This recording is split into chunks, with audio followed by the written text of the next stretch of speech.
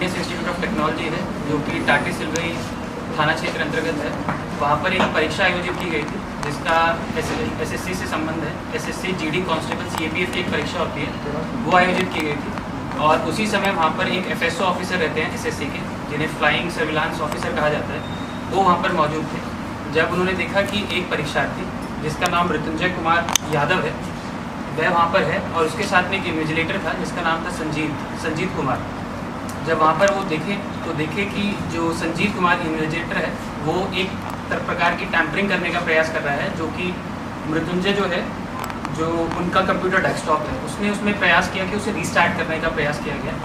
तो क्योंकि मामला काफ़ी गंभीर था तो इसी को देखते हुए वर्गीय पुलिस अधीक्षक महोदय द्वारा एक एसआईटी टीम का गठन किया गया, जिसका नेतृत्व अमर कुमार पांडे कर रहे थे और उसमें टाटी सिलवई थाना प्रभारी मौजूद थे और टाटी सिलवई थाना के बाकी पुलिसकर्मी भी शामिल थे। जब ये टीम वहाँ पर पहुँची और उसके साथ में साइबर थाना और I4C जो कि एक साइबर एक्सपर्ट के तौर पे जाना जाता है, उसके साथ भी हम लोगों ने समन्वय स्थापित किया। जब ये सब लोग वहाँ पर पहुँचे तो देखे कि वहाँ पर टैंपरिंग करने का प्रयास किया गया है।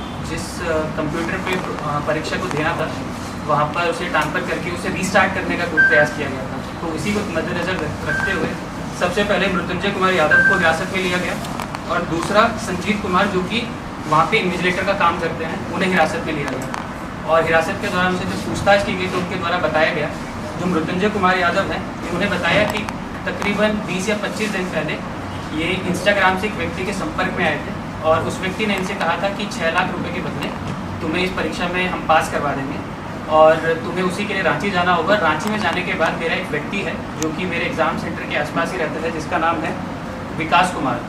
ये विकास कुमार की बता दें कि ये सेंटर हेड भी है इसी इंस्टीट्यूट का, जीनियस इंस्टीट्यूट ऑफ टेक्नोलॉजी जो टाटी सिलवई में है। और इसके साथ में एक और व्यक्ति है मुन्ना राज जो कि IT हेड है। तो ये टोटल 4 लोग हैं जिनकी गिरफ्तारी हम लोगों ने करी है और किसी न किसी रूप में ये लोग पेपर को किसी एस्पेक्ट में रिमोटली हैंडल कराने में सक्षम थे। इसमें जो मॉडस ऑपरेंडी है, जो अभी तक जितने भी तकनीकी और फिजिकल एविडेंसेस हैं जिनको एग्जामिन करके हम अभी तक पहुंच पाए हैं, और इसमें जो I4C है उसने भी बहुत महत्वपूर्ण भूमिका निभाई है। जो पंडरा OP में कुछ दिन पूर्व एक MO सामने आया था जिसमें बताया गया था कि जो रिमोटली हैंडल किया जाता है जो कंप्यूटर सिस्टम होता है, सिमिलर MO भी यहाँ पे था। बट यहाँ पे एक चीज़ अलग थी कि उसमें बताया गया था कि पिछली बार कि उन लोग का कपड़ा पहनने का स्टाइल या फिर जिस तरह के कपड़े पहन के आते हैं वो पहले से शेयर कर दिए जाते हैं। इस बार के MO में क्या है, जो इन्विजिलेटर है वो परीक्षार्थी को जानता है और वो वहाँ पर जाकर जो जिस अभ्यर्थी को जिस कंप्यूटर पे परीक्षा देनी है उसको रीस्टार्ट करता है। आपको थोड़ा सरल भाषा में बताना चाहेंगे कि ये टेक्निकली होता कैसे है। देखिए, कोई भी एग्ज़ाम सेंटर होता है उसमें एक मास्टर कंप्यूटर होता है। मास्टर कंप्यूटर से बहुत सारे कंप्यूटर जुड़े होते हैं जिस पे डिफरेंट कैंडिडेट्स बैठे होते हैं और अपना परीक्षा दे रहे होते हैं। इसी में 1-2-3 चीज़ें और होती हैं। एक सर्वर होता है जहाँ पे पूरा डाटा स्टोर हो रहा होता है और एक होता है फायरवॉल।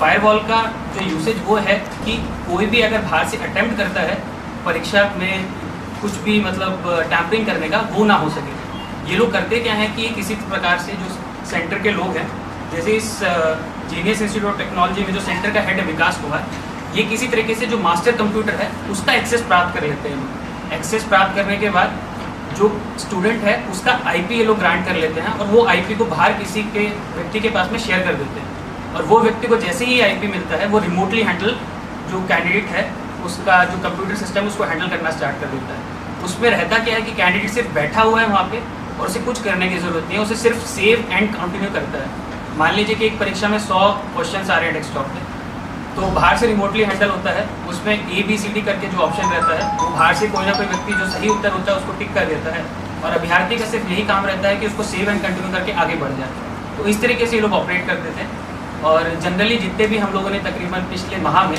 3 या 4 केसेस हम लोगों ने किए हैं उसमें हमेशा सेंटर हेड जो रहता था वो भाग जाता था। इस बार भी उसने भागने का प्रयास किया था। जो विकास कुमार है ये नालंदा का रहने वाला है और इस बार भी इसने भागने का प्रयास किया, परंतु DSP अमर कुमार पांडे और उनकी पूरी टीम ने उसे हम लोग ने पहले ही दबोचा रांची छोड़ने से पहले ही। इस प्रकार इसमें टोटल 4 लोगों की हमें गिरफ्तारी की है।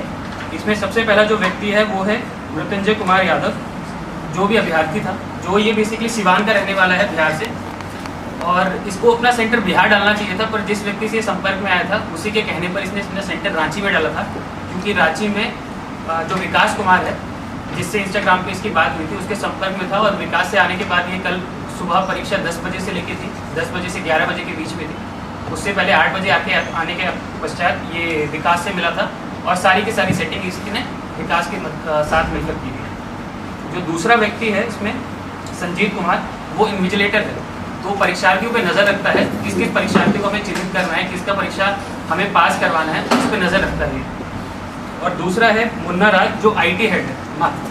मान लीजिए कोई भी IT लेवल तकनीकी समस्या आती है तो उसी के बहाने ये किसी ना किसी अभ्यर्थी के पास पहुंच जाता है, वहीं पे कुछ ना कुछ रिस्टार्ट करके या फिर फायरवॉल को बाईपास करने का ये लोग सिस्टम ऑलरेडी उसमें रखते हैं, उस पर किसी ना किसी तरीके से कुछ ना कुछ सपोर्ट करता है। रही जो जब्ती है, इस पर हमने 2 मॉनिटर हम लोगों ने जब्त किए हैं, इसके अलावा 3 CPU हैं जहाँ हम लोग जब्त कर पाए हैं, और एक वाईफाई डिवाइस है जिससे रिमोटली एक्सेस ये लोग करने का प्रयास करते थे, वो हम लोग ने जब्त किया है।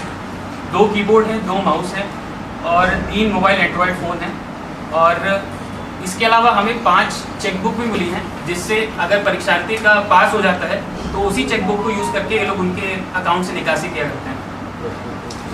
और इसके अलावा 2 अभ्यर्थियों का एडमिट कार्ड हमें और मिला है, जिस पर हम लोग अभी अनुसंधान कर रहे हैं और उसमें भी कुछ ना कुछ प्रगति हमें मिलेगी। इसमें एक इम्पॉर्टेंट चीज़ और है, तकरीबन 50 मीटर दूर एग्जामिनेशन सेंटर से जो रिमोटली जो हैंडल किया जाता है, वो जगह भी हम लोगों ने चिन्हित इस बार कर ली थी और वो भी जगह भी हम आइडेंटिफाई कर पाए थे, और वहाँ से भी हमने 2 मॉनिटर्स और 2 CPU हम लोगों ने जब्त किए हैं।